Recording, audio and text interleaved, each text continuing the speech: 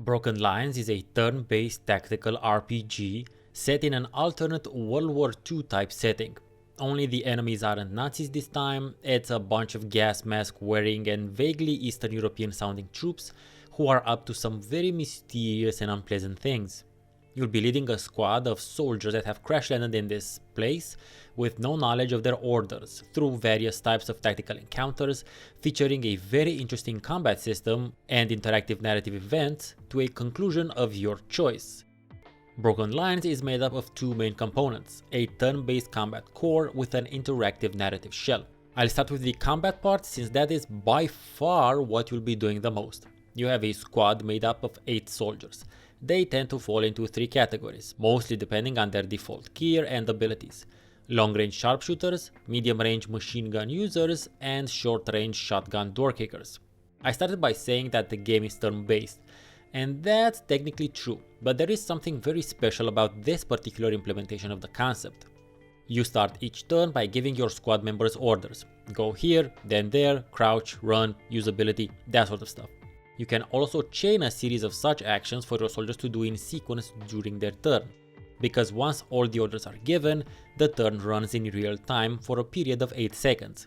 Suffice to say that the enemy will be doing the same thing at the same time, so the game is turn-based, but the turns are simultaneous, which I have to say gives combat not only a serious dose of challenge but also a large amount of unexpectedness and has you thinking on your feet, switching tactics and changing direction whenever a firefight breaks out.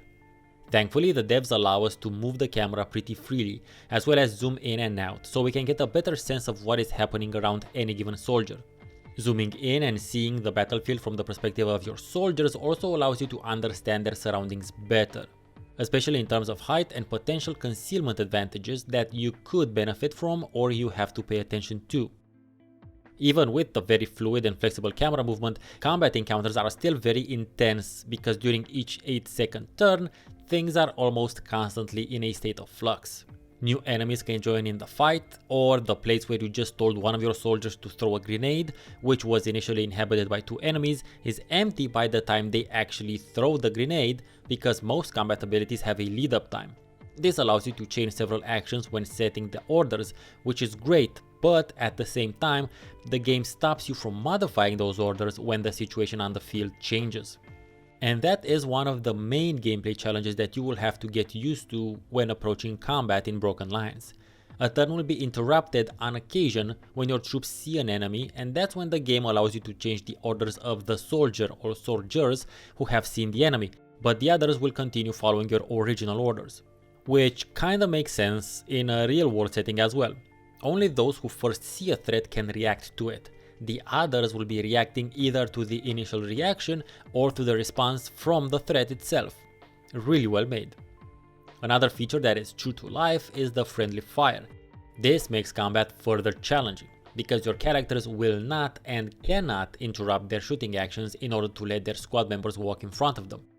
This can lead to you hurting your people more than the enemy does, because your soldiers will usually be in closer proximity to each other, so make sure you pay attention when maneuvering them around the map and the other squad members. You start with a bunch of stored up traits which you can then impart onto your squad as you see fit, even though some soldiers will come with their own. Abilities are gained either as part of the gear that they use or as the result of the interactive narrative events. You can revive downed soldiers only once per mission. If they lose all of their remaining HP again, then they will be permanently dead. And that pretty much explains the basics of how the combat system works. So it's time to move on to the interactive narrative events, which will punctuate the times between the missions. At every step in your adventure, you will have a choice of several different missions to go for.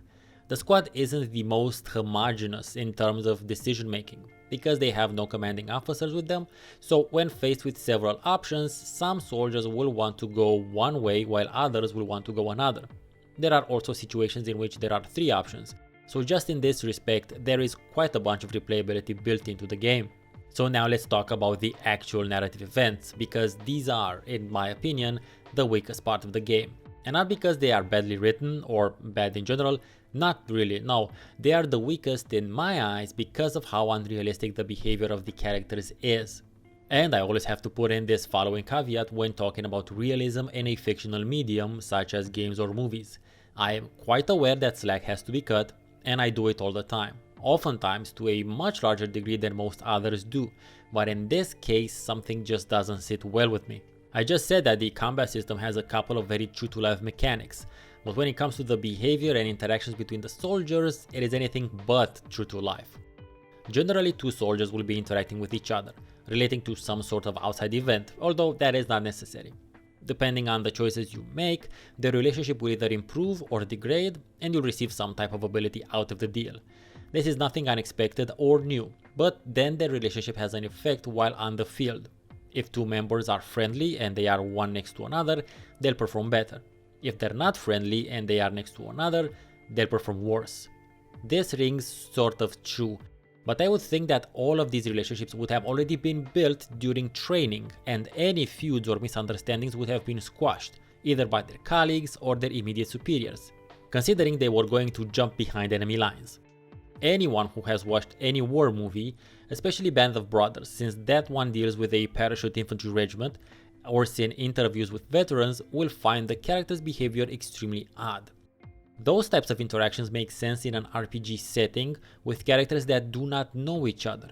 They do not make sense in a quasi-real world setting, one with soldiers who have been training together for months, if not an entire year, for the express reason of them having to bond with each other because they will be parachuted behind enemy lines. I'm sure not all soldiers in a company are the best of buds, but I'm also fairly sure they wouldn't give a shit about their squabbles when faced with having crash landed in enemy territory. I have no real experience in the matter, so it would be interesting to hear your thoughts in the comments about this if you've been part of any sort of armed forces during your lives. Oh, and if that wasn't enough, the soldiers are fucking idiots as well, as evidenced by this narrative event in which one of them thinks it's a great idea to open one of the many skull and bones tagged canisters they've been seeing during their trek through the land, because it might contain drinking water. Even the character acknowledges the ominous nature of the battles, but still thinks the oozing, horribly smelling things could contain drinking water. Now, from a gameplay point of view, this idea is great. Having buffs or debuffs relating to whether or not the members of a team like or dislike each other is solid, and something that would have been much better implemented in some other game. In this one, with this setting, it just rubs me the wrong way. But I am also aware that it's most likely something that only I take issue with. You might not have a problem with it, and that's also fine. It's not a deal breaker for me either, simply giving you my 2 cents. The really interesting combat system, plus the fact that you can choose to outfit your squads with your choice of weapons and abilities, makes for a fairly replayable game, and I can see at least some gamers challenging themselves to finish the game either without special abilities or with only one type of weapon or only choosing the most selfish options. There are definitely places to go. In case you're interested in other turn-based tactics RPG games, make sure to stop by my turn-based tactics playlist, which you should see on screen right about now. You won't regret it. How does Broken Lines look to you? Let me know in the comments if you've already played it or plan on checking it out now. I've been StefaNonsense, thank you very much for watching and or listening, see you next time and have a great rest of the day.